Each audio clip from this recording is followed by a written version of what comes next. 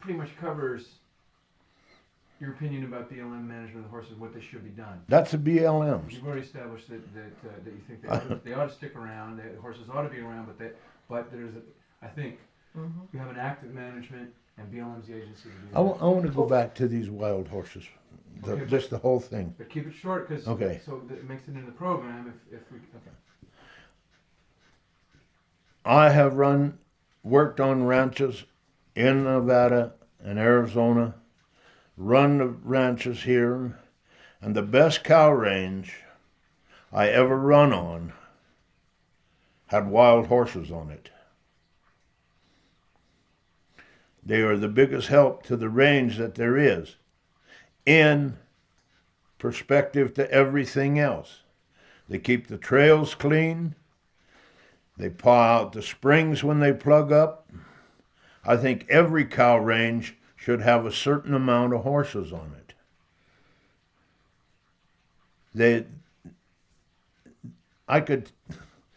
It's just the way it's done. A cow eats out here on this mountain. She goes over here and does her job, and it's just there. It's gone through 3 stomachs. There ain't nothing left. A horse eats in my hayfield, goes up here on the mountain and takes a dump. He drops the seeds that was on what he ate here and the fertilizer to start it growing if there's enough water to make it grow. I really believe every cow range should have horses on it. But there can't be more horses than there are everything else. Okay. Enough said. Refrigerator kicked in. Are you okay with that ambient? Because we had it when we started, then it went off. It's been off, now it's back in. Think we'll be all right? Yeah, no lighting. Sure, you're in my kitchen. Yeah, that's fine. Yeah, we'll just. Stop me before I ask anything more stupid than that. Okay, Camera's rolling. remember, keep it bookended. So Huh? keep it bookended and succinct. So again, we can make it in the program. Tape is rolling, and this is take 4 with Mr. Ernie Fanning. And tell me your opinion about the sanctuary in the Virginia Range Highlands. I think it's one fantastic idea. Can I get you to make that as a statement? I think in the Highlands is. We're not I gonna hear think him. Just, what the peop- Hold on 1 second. We won't hear him at all. Yeah. So I just need a standalone statement from you. I'm sorry. Right, here we go. Should have told you that. That's- I believe what the people in the Highlands are trying to do with the sanctuary is fantastic. We tried to get them to do it back in '80, and we had a lot of opposition. It seems like things have changed. And I would especially like to see the Highlands. I helped start that herd. You bet I'd like to see them protected and kept. I think their sanctuary idea is fantastic. And I do anything I can to help them. Okay. Isn't this in direct conflict with what you said about BLM's management of the horses? But use a complete sentence when you answer me. No, it's not, because I think that the people in the Highlands are going to have to learn to live with the same situation. They're going to have to bring their herd down to a manageable herd and then take off with what they want to do. And I know how many horses they say they have, and I think there's a lot more horses there than they think. And that area will not keep taking care of all those horses plus the offsprings. And they talk about their adoption and all. You can only adopt so many of them old 20-year-old, 18-year-old studs, or the mares. And if they would bite the bullet and take 2 years and go in there and clean that up and get them a young, viable herd, they could do fantastic things and make it all pay for itself. But I think their idea is fantastic. And if I didn't, I wouldn't be sitting here talking to you today. Touche. Thank you. I think I think we can cut something out of that and finish it and stay in that. I don't think, did you wanna go on record with Lockwood or not? No. Whatever. You're With what I willing- think of Lockwood? Whatever you're willing to say about Lockwood, I don't care. Oh, you bet. Yeah. So when you're ready, We're rolling. we are rolling tape, and this is take 5 with Mr. Ernie Fanning. Ernie, tell me what you think. What's your opinion? What's your feelings about the Lockwood incident in 1998? I think it was terrible. Okay, we're gonna need the. I think there was some sick people in Okay, it. good. If I may, it has to be a complete sentence. I think So- the I think Lockwood the incident. I think if Oh. you'd be so kind, say I think the Lockwood incident where 34 horses. with the were 34 shot. horses Yeah. was terrible. Hold on 1 second. Stand by while we roll tape. Stand on. You got it. I apologize. It's your- On what? Yeah, I think the Lockwood incident. 34. Start the whole thing over? Yeah, we just need to add, so it's all, we won't hear him on the show. All set. I think the incident that happened in Lockwood in '98 was terrible. I think there was some very sick people involved in that. Though at the time they did not break a law, other than moral laws. And they should be punished. But I don't think it should be a jail sentence but something should be done to make them understand what they done. They were members of our armed forces. If they could do that with 34 head of horses, what would they do in a conflict in some other country? And that's all I've got to say on it. Very nice. Want to continue tape and we'll talk about Lacey? Unless you have another thought about horses, real quick. If you don't, we'll talk about Lacey. Yeah. Sounds good. Please, Ernie, tell us how you hooked up with Lacey J. Dalton. I hooked up with Lacey J. Dalton, the little squirt, through my wife Kay's brother Frank, who they had a mutual friend, and he gave Lacey one of my tapes on cowboy poetry, and in it was the poem The Conde. After that, I got to meet Lacey, and she told me what she thought of me and my ideas of the quandary in verse. And I sent her back some verse about what she could do with her opinion. And we had about 30 days of more fun than you can shake a stick at. And I hope that our friendship has come to mean as much to Lacey as it has to me. And Lacey is the reason you're talking to me. If Lacey J. Dalton had not come and talked to me first, this would never happen. But Lacey told me that I could say what I wanted to say.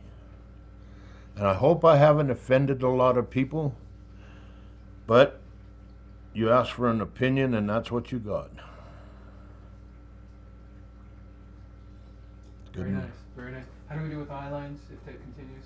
It's fine. Actually, coming over is good. It worked out well. Yeah. Okay. Stay with Paul, that'd be good. Just stay. Huh? Stay looking at Paul, would be good. Yeah, if you at the conclusion, as we talk, just continue to keep looking at me, even when you finish your thought. Just gives us a way to cut and edit away in a graceful manner. I know it's artificial, but it works well on television. You were going to mention one last thing about you had asked me about Killer. Did you manage? Yeah, but- I used it, Yeah. that I thought they should be able to send them to the killer plants. Okay. All right. Any other thoughts?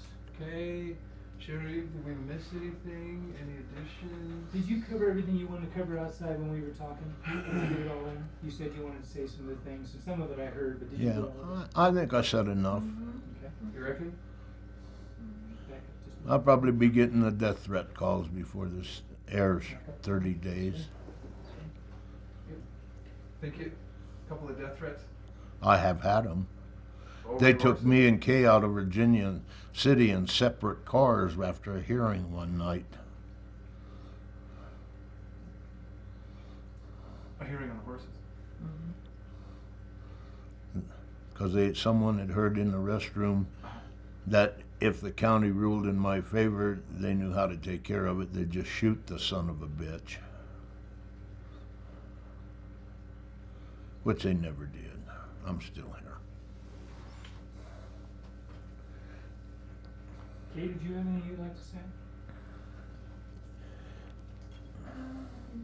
Pertinent to the situation, I think. If we go for I have something to say about Kay, if it's all right. No, Hold on 1 second. I quit the wild horse. No, you don't have to put this on the Oh, tape. okay. Oh, okay. I quit the wild horse fight. I told them in Virginia City, them son of a bitches, you can have them. But when they call from the golf course at Hidden Valley to get them off the golf courses, you guys go take care of them. I'm through with it. And Kay told me, she says, Ernie Fanning, I can't believe you quit a fight. But I had to quit the fight because it was down to fighting it in the courts, and I give you a little bit of what I could have took to court. But the attorneys, if I'd have got every horse in the Virginia range, the attorneys would have got all the money. So it's better just the way it is. And some of the fun I've had with it. When they made the great John Tyson their range rider and detective, Oh, yeah. Yep. I don't care, put it on tape. I told that prick the same thing. When they made him their number one guru, and they called me from Hidden Valley about my horses, I said, those don't belong to me. Those belong to the Virginia Highlands Wild Horse Protection Agency, and John Tyson is their number one honcho. Call John. Here's his phone number. John and I have a love-hate relationship.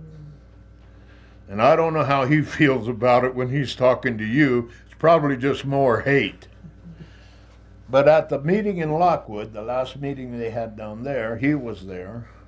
And I told John Tyson to his face that I thought he was a know-nothing, do-nothing son of a bitch.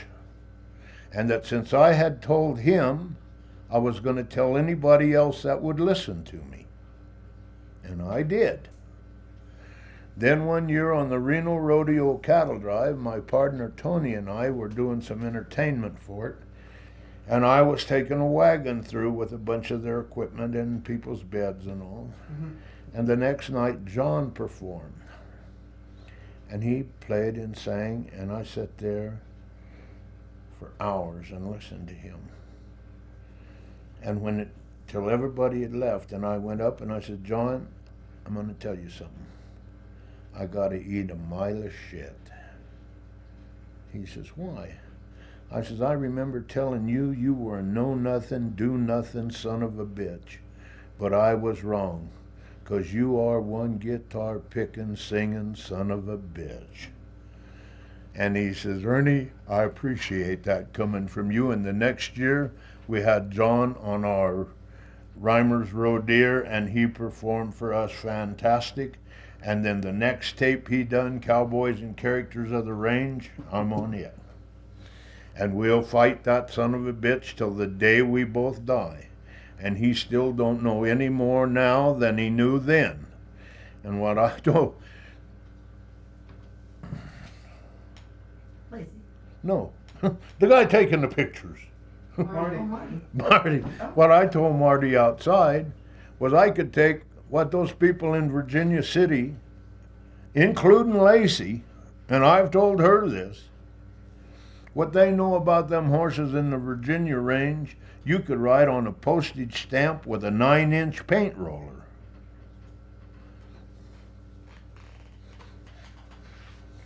And I'll tell all them others up there to their face the same damn thing. They want to talk about the Mustang shit. Land of Sheep Company, if there was ever one in the country, they took care of that. There was a guy that run the Palomino Corrals years ago. And they had a bunch of old studs. Old studs. And he shot the son of a bitches and dug a pit out there at Palomino Valley and buried them. And they held a hearing on it, and the judge asked him what his criteria was for shooting those 9 head of stallions. He says, a 30-06. He says, I just recycled them son of the bitches back into the environment. Like cut tape. Out on the Nevada mountain, while looking for his stock, a cowboy stopped to rest his horse atop a big rim rock. And as he sat and looked at the valley floor below, he asked himself a question. Where the hell did the valley go? What happened to the fields of spuds and onions the old Dagos used to raise, and where have gone the lush green meadows where fat cattle used to graze? Well, as he sat and looked down through the smog and the shimmering summer's heat, the question answered itself, for what filled his vision most was mounds of steel and gray concrete. And he knew there was no way to slow, much less halt, the spreading of the buildings and the ribbons of asphalt. Yet he could well remember when every man in that valley helped pull his neighbor's load, and Kitsky Lane was nothing more than a gravel county road. When they drove fat cattle from the Humphrey lots to the shipping pens on Stamford Way. Oh yeah, cowboy, but that was yesterday. Well, the cowboy stepped across his horse, and he started to the valley floor below. And once more he asked himself a question. Why the hell did this valley have to go?